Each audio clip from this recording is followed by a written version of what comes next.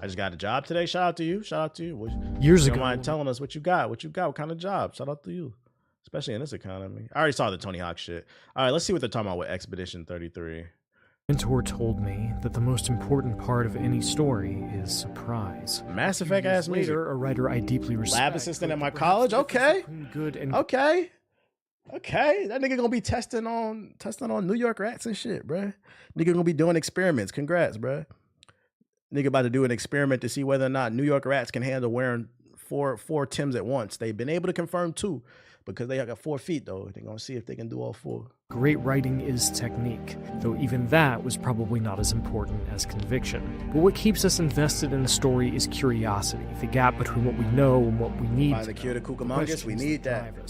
Combine all. Do you even have a puffer jacket? To create something special. Each and every one of us has played a game that grabbed us from the jump, that connected with us in some unexpected way, a game that surprised us, whose belief in itself was obvious from the first frame, that made us want to explore. I have played a lot of video games, friends, and that feeling Thanks everyone, I'm excited. Especially in AAA space. I'm not gonna lie, you about to be pulling, and you still in college, you about to be pulling mad bitches, bro.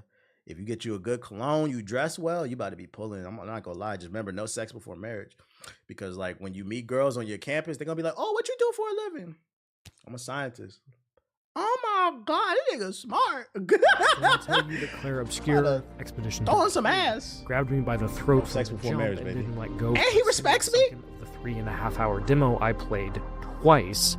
Believe me, I love that shit. That's some powerful magic. Expeditioners, we do not take for granted that you dedicate your final year of life to keeping hope alive for all of Lumiere. If you're unfamiliar, Claire Obscure Expedition... This art design is crazy. It's a pretty fascinating setup. See, there's this being called the Paintress, and every year she paints a new number. When she does, every person of that age dies. Poof, vanishes, turns to dust. Do not pass go, do not collect $200. And the thing is, she's counting down. Every year, the people dying get younger, so every year the people of Lumiere send a volunteer expedition of people with 1 year left to live on a desperate, impossible, doomed mission to go to the continent across the sea and kill the Paintress, so she can never paint death again. You battle the Paintress.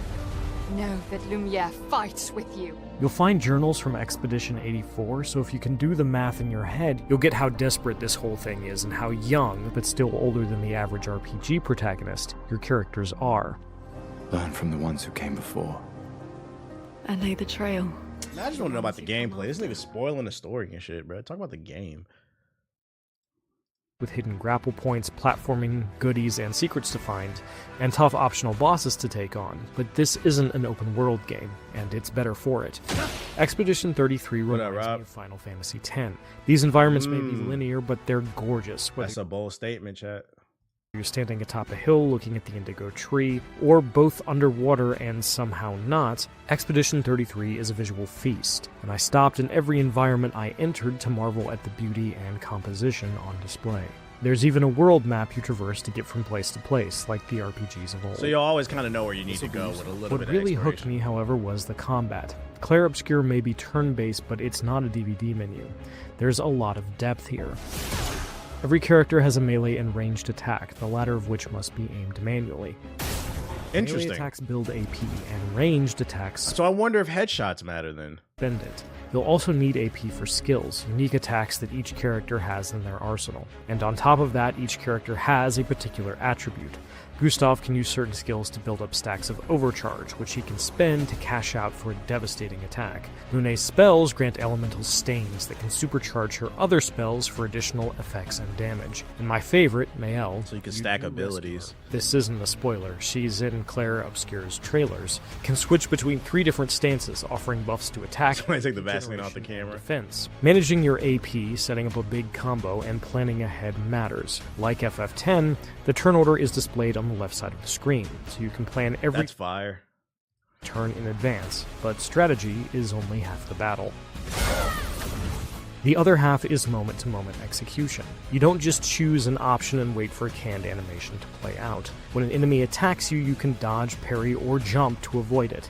Dodging avoids attacks, while parrying nets you a potentially huge counterattack and awards AP, but has a tighter window. Oh, that's different. That's fire. They taking it even further.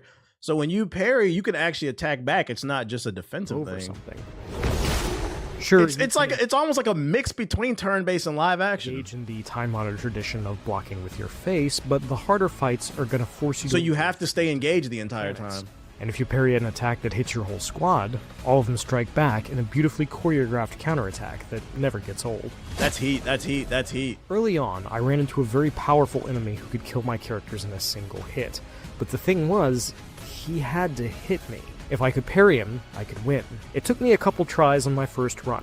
He had a tricky attack that forced me to parry or dodge twice. This is a solo RPG. But once I figured out I could parry the first hit and dodge the second, I managed to take him down.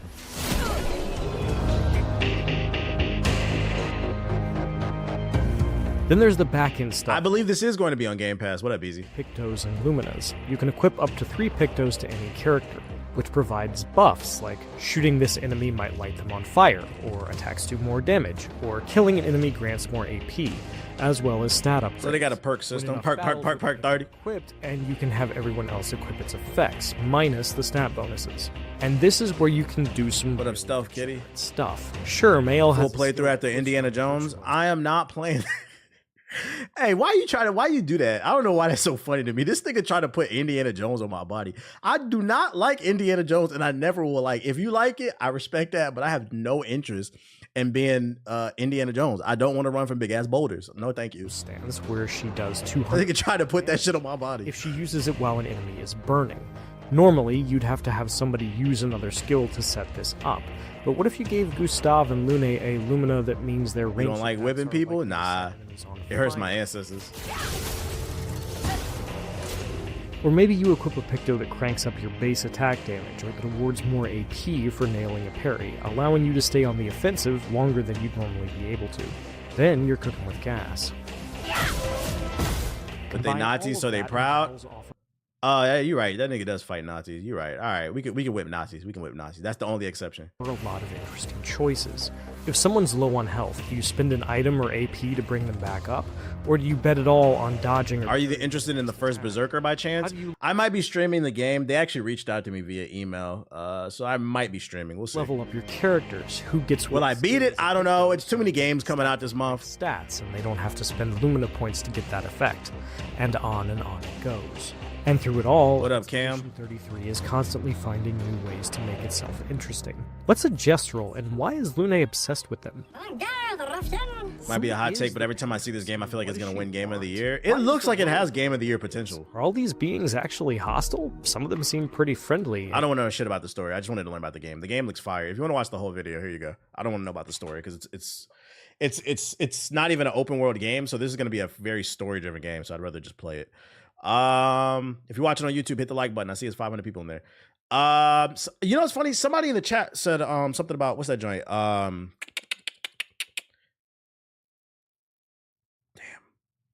What's that Xbox game? Somebody brought it up. I saw an article. I forgot to save it. What's the Xbox game with the dragons? Let me scroll up because I saw it in the chat. Somebody brought it up. That canceled Scalebound. Yeah, there was a Scalebound article. I forgot to save it. I'm glad you typed that in the chat. You reminded me. Scalebound. Let's see, news. There we go. Let's see, inside. Actually, let me save this one. I don't know why I forgot to. I'm glad that unlocked a memory for me. I saw this article yesterday and I forgot to save it. Let's see. The creator of Scalebound still wants to develop it. In a recent post on social media, I don't know how to pronounce his name, Hideki Kamiya, who founded Clovers Incorporated after leaving Platinum Games in 2023, revealed that he'd still love to make Scalebound. The ill-fated RPG was canceled in 2017 after years of discussion and rumors, but it seems that the Japanese gaming legend hasn't forgotten about it to the point that he still wants to make it. Scalebound was in development at Platinum Games for around 4 years before it was ultimately canceled. And Kamiya was the game's director. This isn't the first time the industry's icon has pleaded for Xbox to pick up the project again, though. And they shot it down right there. So he's still clamoring for it. I'm not gonna lie though, if you watch the gameplay, like the frame rate was dropping like a motherfucker, bro. I feel like the love for this game is because of what it could have been, but if you actually watch it for what it is, the frame rate was dropping like a motherfucker in this shit, bro. Get the Ninja Gaiden folks on it. We may have a bit. Well, I don't know if they're the correct people for this. So you're telling me I can play the game instead of loading it up on YouTube with my controller? Yeah, I mean, that's the only way to play it right now. 2016 footage if you've never seen the game. An Xbox legend. I mean, Xbox, I'm surprised they never resurrected this game. Xbox got all that damn money for these games. Put it out. Yeah, the potential of it and the scale of it looked cool. But like when you look at it now, like the frame rate was kind of dropping. It was like, ah, damn, whatever. Fragpunk official Axon gameplay is for the characters. You sensed my genius, didn't you? Oh, a fellow artist. Oh, he's tickling himself. You ready for this, Siggy?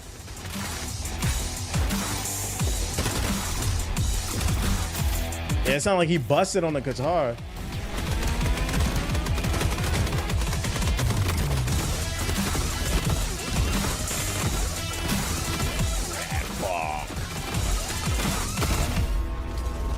March 6th, so that's this Thursday. I'll probably be on it. At least for a day or two. See how it rocks. Though. I like the beta when we played it. It's free to play, by the way. If you don't know what it is, it's like a mix between Call of Duty and Valorant. It's too many fucking games. Anybody who tells you they don't got no games to play is a fraud. Too many games. Look at this video. How gamers' reactions are ruining game experiences. In the thumbnail, it's fucking Asmongold. I was wrong to have fun. I would say overreactions, not reactions, but over everybody. The need for everybody to have a hot take has ruined nuance in conversation. So when somebody brings some type of nuance to the conversation, they call you a corporate shill. Everhood 2. What the hell? All these piccolos.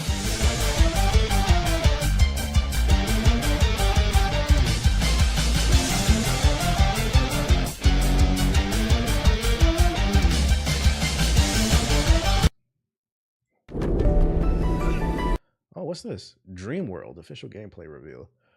It's a sandbox MMO.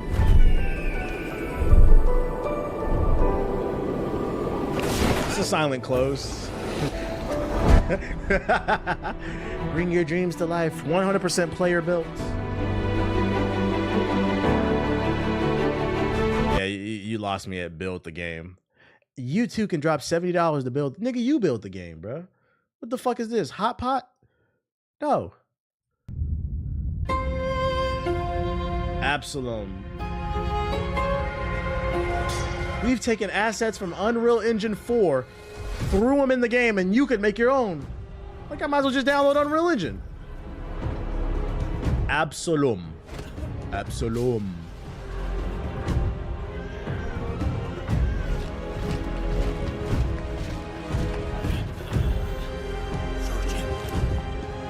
Hot Pot's the biggest scam? No, it's not. I love Hot Pot.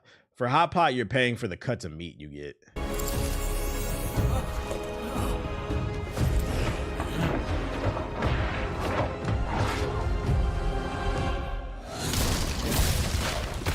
Gameplay?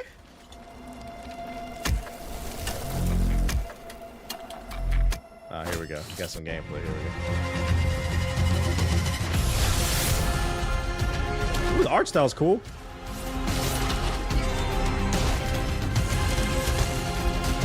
Newgrounds Premium.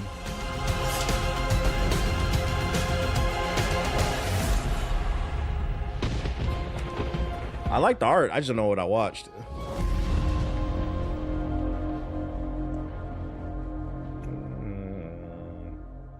Barbecue Hot Pot will go crazy. Wait, Barbecue Hot Pocket? Nigga, I know your stomach hurt. Street Fighter 6 Turnabout Gala Fighting Pass. What does that mean? Turnabout Gala. Is this a character?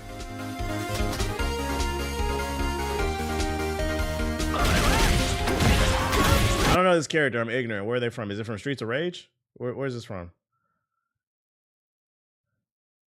PvE stuff. New character. It's a Phoenix Wright cameo. He's from Phoenix Wright, the attorney game? What? Oh, it's just a costume.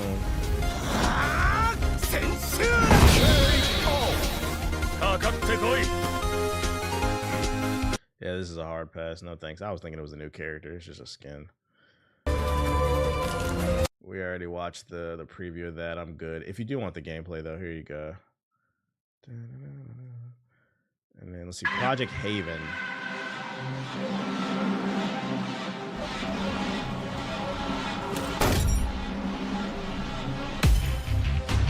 Instead of Boulder's Gate, we got Bulging Gate. Oh, thank you.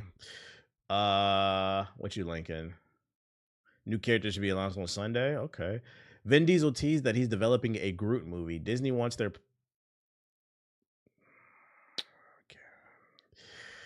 I don't know about this, chat. I don't know about this. A Groot movie. I don't know if I can sit through 2 hours of I Am Groot.